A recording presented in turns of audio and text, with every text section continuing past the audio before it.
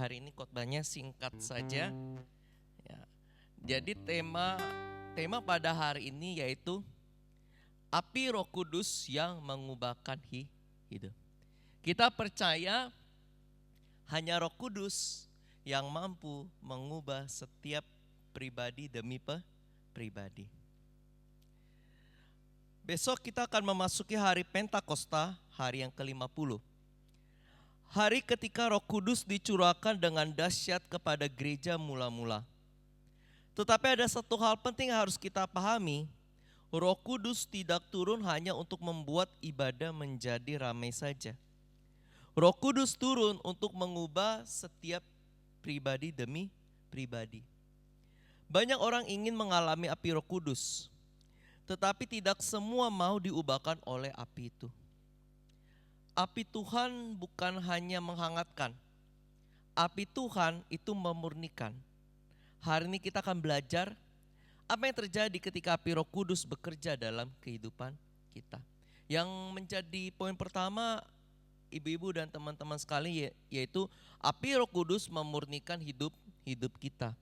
Di Maleakhi 3 ayat 2-3 dikatakan, siapakah yang dapat tahan akan hari kedatangannya?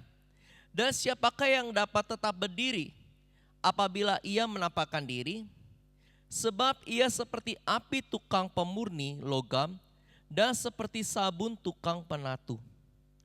Ia akan duduk seperti orang yang memurnikan dan mentahirkan perak. Dan ia mentahirkan orang Lewi, menyucikan mereka seperti emas dan seperti perak, supaya mereka menjadi orang-orang yang mempersembahkan korban yang benar kepada Tuhan. Ketika Roh Kudus bekerja, ia mulai membersihkan hidup kita. Kadang Roh Kudus menegur, baik itu menegur di dosa yang tersembunyi, yang tidak diketahui oleh orang lain, dosa kepahitan dengan sesama kita ya, mana tahu kita masih belum bisa memaafkan kepada orang yang ada di sekitar kita. Dosa kesombongan, kita merasa, oh kalau nggak ada saya gereja ini nggak bisa jalan. Oh kalau nggak ada saya keluarga saya nggak bisa makan. Jadi saya yang paling hebat, saya yang paling berjasa. Itu adalah dosa kesombongan. Dan kebiasaan yang tidak berkenan kepada Tuhan. Kebiasaan yang tidak berkenan kepada Tuhan itu adalah tunggu disuruh baru gerak. Dalam tanda kutip dalam perbuatan baik. Manusia kan biasanya kalau berbuat jahat malah gak disuruh malah dilakukan. Tapi giliran berbuat baik tunggu disuruh baru bergerak. Itu merupakan kebiasaan yang buruk. Mengapa? Mengapa api Tuhan itu memurnikan kita? Karena Tuhan tidak ingin kita tetap sama. Api Roh Kudus memurnikan supaya kita hidup layak dan dapat dipakai oleh Tuhan. Kebetulan saya kerja di toko emas. Kalau emas batang itu kalau dijual memang harganya tinggi. Tapi sebelum jadi emas batang itu kan dia biasanya emas yang ada di dalam pasir itu biasanya ada namanya penyaringan. Kebetulan penyaringannya bukan saya yang melakukan ya, tapi saya pernah melihat kurang lebih gambarannya seperti itu. Kalau pasir harganya murah. Ketika sudah disaring serbuk emas harganya cukup mahal. Tapi lebih mahal lagi kalau itu dibakar dan dijadikan satu. Dibakar itu seperti kalau dalam proses hidup itu diproses oleh dunia ini. Ya, diproses oleh Tuhan. Terkadang mungkin yang memproses terkadang bisa saja sesama kita orang gereja atau orang di luar sana. Seperti ketika kita melakukan kesalahan, kita ditegur, kita dimarahi, itu adalah sesuatu yang sangat tidak mengenakan. Kalau masih jadi emas batang, nilainya memang mahal. Tapi kalau dibakar lagi, ya, dibakar terus akhirnya dibentuk sebuah benang. Kebetulan saya kan melihat pembuatan rantai ya. Dia dibentuk benang, kalau benang itu kan harus dibakar, dipukul, ditarik, dibakar, dipukul, ditarik, terus ditarik. Kalau ditarik itu kan kalau kita sebagai manusia itu kan ibaratnya sangat sakit ya. Berarti ada proses yang harus kita hadapi. Sudah ditarik harus dibentuk, dipatri lagi, dibentuk jadi rantai, harus ditumbuk lagi dan lain sebagainya. Sehingga akhirnya bisa menjadi sebuah rantai dan bisa dijual dengan harga yang lebih mahal. Demikian juga dalam kehidupan kita, ibu-ibu dan teman-teman sekalian. Terkadang Tuhan mengizinkan proses dalam kehidupan kita untuk supaya kita itu bisa menjadi permata yang indah, menjadi emas yang indah. Tuhan akan terus memproses kita dengan api Roh Kudus-Nya. Dia akan selalu menegur kita. Kalau kita nggak peka dengan suara Tuhan, maka orang yang ada di sekitar kita yang menegur kita, yang akan mengasah kita untuk menjadi pribadi yang lebih siap lagi. Aplikasinya, mintalah Roh Kudus menyelidiki hati kita. Adakah dosa yang disembunyikan oleh kita secara pribadi? Adakah kepahitan? Adakah kehidupan ganda? Kehidupan ganda itu di depan beda, di belakang beda. Di depan dia mengasihi, tapi di belakang dia menjatuhkan. Itu kehidupan ganda. Memang kalau saya bilang kehidupan ganda itu tidak baik. Tapi melakukan kebencian di depan orang secara brutal itu juga tidak baik. Yang baik itu adalah apa? Di depan kita baik, di belakang tetap baik. Yang setuju boleh katakan amin. Tapi kalau sadar atau tidak sadar, tanpa Roh Kudus, maka kehidupan kita tidak bisa dimurnikan. Yang menjadi poin kedua, api Roh Kudus memberikan keberanian.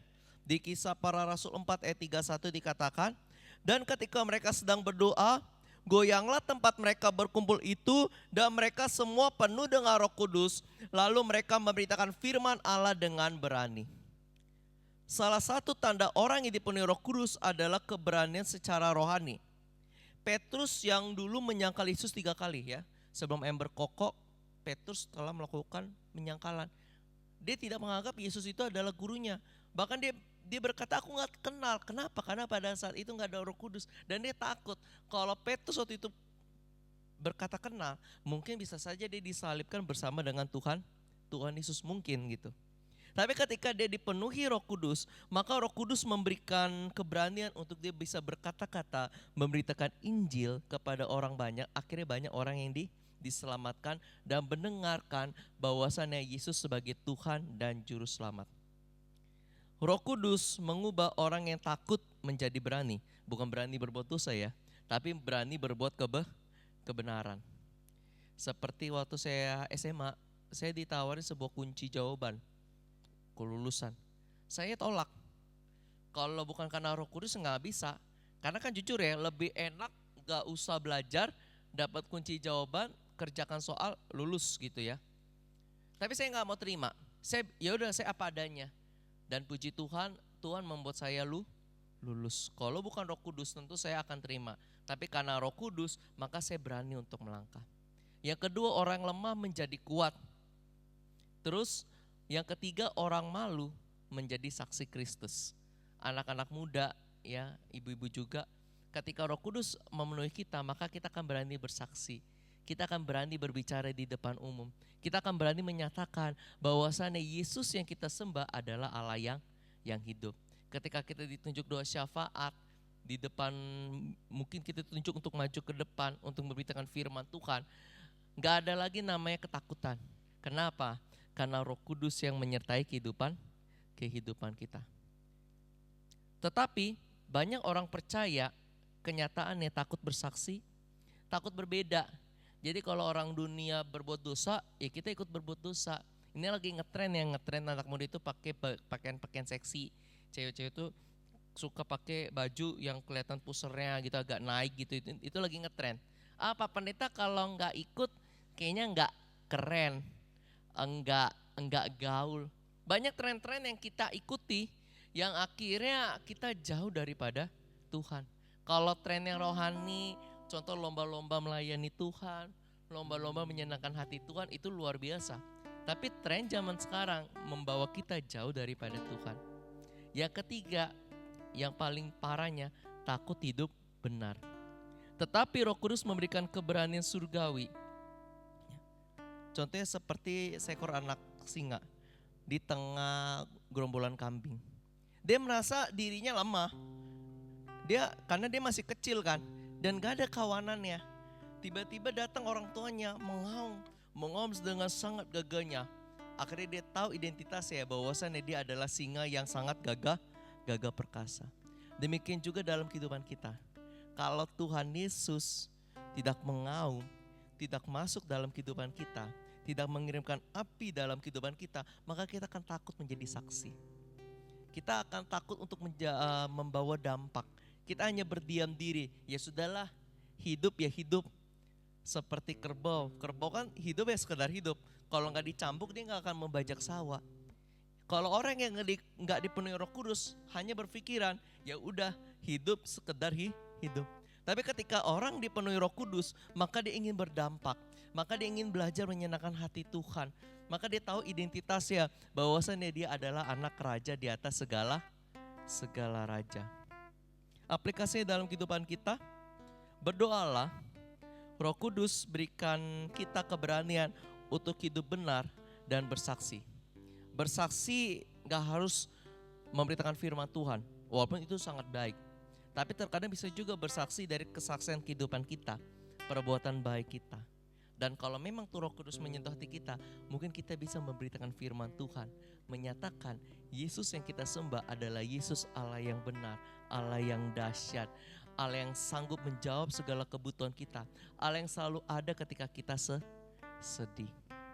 Yang poin ketiga, api Roh Kudus menyalakan cinta akan Tuhan. Di Roma 5 ayat 5 dikatakan, dan pengharapan tidak mengecewakan karena kasih Allah telah dicurahkan di dalam hati kita oleh Roh Kudus yang dikaruniakan kepada kita. Roh Kudus membuat hati kita mencintai Tuhan lebih dalam. Tanpa Roh Kudus, ibadah terasa biasa saja. Doa terasa berat, penyembahan terasa kosong. Tetapi ketika Roh Kudus memenuhi hati kita, yang pertama ada kerinduan kita untuk menyembah lagi lebih dalam lagi.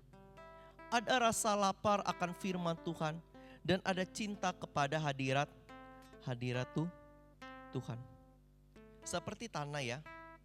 Tanah kalau berlumpur dia daya hisap airnya mungkin kurang begitu baik. Kalau pohon di tanah lumpur biasanya pertumbuhannya kurang baik. Tapi kalau pohon ditanam di tanah yang bagus, kalau ketika air itu datang, maka air itu memberikan dampak bagi pohon tersebut. Apalagi kalau pohon itu ditanam di tepi aliran air, dekat tepi aliran air. Mungkin tergantung Pak Pendeta, pohonnya seperti apa dulu. Tapi saya percaya ketika tanah itu kering dan ketika datang hujan, maka tanah itu akan lebih subur lagi. Seperti juga api unggun ya. Kalau api unggun, kalau batangnya itu sedikit, tentu apinya akan kecil dan cepat mati. Tapi kalau batangnya banyak, maka apinya akan membesar. Itu yang Tuhan mau. Tuhan mau jangan sampai hanya kita yang rindu cintakan Tuhan. Ketika kita cintakan Tuhan, maka kita akan mengajak kawan kita, ayo kita sama-sama memiliki api Tuhan. Ayo sama-sama kita sungguh-sungguh menyenangkan hati Tuhan. Yang setuju boleh katakan amin. Yang mau menyenangkan hati Tuhan boleh katakan amin. Amin. Aplikasinya dalam kehidupan kita, jangan hanya mencari mukjizat. Jangan hanya mencari berkat. Jangan hanya tunggu ada pengalaman rohani baru percaya bahwa Yesus Tuhan. Tetapi carilah Tuhan sendiri, carilah Tuhan dengan sungguh-sungguh, karena inti dari Pentakosta adalah hubungan dengan Tuhan. Ibadah itu baik, tapi ibadah pribadi kalau dilakukan juga itu sangat baik. Lakukanlah hubungan intim dengan Tuhan. Baik lakukan persekutuan dengan keluarga, atau mungkin kita sisihkan waktu kita untuk berdoa kepada Tuhan. Kita cerita apa yang menjadi kerinduan kita. Tapi kita jangan paksa kehendak kita, tapi kita paksakan bagaimana kehendak Tuhan terjadi atas kehidupan kita. Yang setuju boleh katakan amin. Yang mau kehendak Tuhan terjadi dalam kehidupan kita boleh katakan amin. Setuju ya? Kita mau supaya kehendak Tuhan terjadi atas kehidupan kita. Yang keempat, poin terakhir, api Roh Kudus membawa ke kebangunan. Kisah Para Rasul 2 ayat 41 dikatakan, orang-orang yang menerima perkataannya itu memberi diri dibaptis, dan pada hari itu jumlah mereka bertambah kira-kira 3.000 jiwa. Ketika Roh Kudus dicurahkan, maka jiwa-jiwa diselamatkan. hati yang keras dilembutkan, dan gereja dipenuhi oleh kuasa Tuhan. Pentakosta bukan hanya pengalaman pribadi. Pentakosta adalah awal kebangunan rohani. Tuhan tidak mencurahkan Roh Kudus hanya untuk satu orang, menikmatinya sendiri, tetapi supaya dunia melihat kemuliaan Tuhan. Contoh sebuah lilin ya. Kalau seandainya lilin ini tidak mau membakar lilin lainnya, maka apinya hanya mengandalkan satu lilin, betul nggak? Saya tanya sama ibu-ibu dan teman-teman sekalian, lebih terang satu lilin atau 10 lilin? 10 lilin. Tuhan mau supaya api kita menyebar. Tuhan artinya apa Bapak Ibu? Ada dampak. Seperti saya bilang, penginjilan pasif. Orang melihat kita maka orang rindu untuk memuliakan nama Tuhan. Tidak hanya penginjilan pasif ya, yaitu melakukan kebaikan. Mungkin kita bisa menceritakan, kenapa saya begini? Karena Roh Kudus yang menuntun kehidupan saya. Roh Kudus membawa saya untuk belajar menyenangkan hati Tuhan. Ketika orang melihat kehidupan kita, ditambah lagi ada pemberitaan firman Tuhan, maka api Tuhan menyebar. Banyak jiwa-jiwa yang diselamatkan, banyak jiwa-jiwa yang menerima Tuhan Yesus, banyak jiwa-jiwa yang sungguh-sungguh mau ke gereja beribadah memuliakan nama Tuhan Yesus. Aplikasinya dalam kehidupan kita, berdoalah dan katakan, Tuhan, pakailah hidupku supaya aku bisa membawa api perubahan. Pakailah hidupku Tuhan supaya saya bisa menjadi berkat. Ampunilah saya jika saya mungkin menjadi batu sandungan bagi orang yang ada di sekitar saya. Ada kerinduan kita untuk kita mau berubah. Besok adalah hari Pentakosta. Tetapi malam ini mari siapkan hati, biarlah api Roh Kudus memurnikan hidup kita, memberikan keberanian, menyalakan cinta akan Tuhan, dan membawa kebangunan rohani. Dan pada hari ini kami mengundang untuk Bapak, Ibu-ibu dan teman-teman sekalian, supaya kita benar-benar rindu untuk menerima Roh Kudus. Mari kita bersatu dalam doa. Mari kita bersatu dalam doa dan kita akan mengucapkan syukur kepada Tuhan. Terima kasih Tuhan Yesus. Terima kasih Roh